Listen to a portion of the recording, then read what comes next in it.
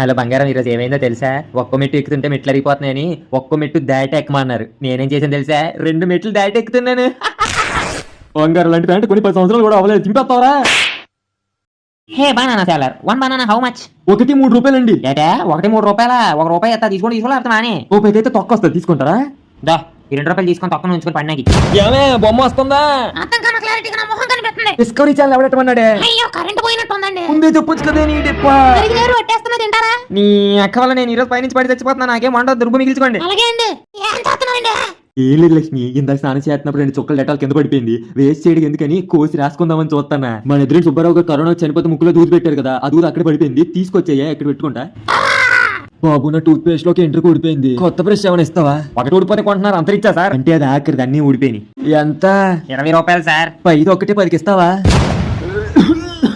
నేను త్వరలోనే పోయేలా ఉన్నా. Rest in peace. నా మనోడు ఎక్కడ సైన్ హియర్. ఉన్నవారా? నా బట్ట ఉండరా? నా కొడుకు, నా కూతురు ఉన్నారా? ఎక్కడ? అందరూ ఎక్కడే ఉన్నారా? యో షేక్ బేబీ ఉన్నాం తాతయ్య. అందరూ ఇక్కడే ఉంటే మరి అవతల రెండు ఫ్యాన్ ఎవరి కోసం వేసారా? సారీ నాన్న.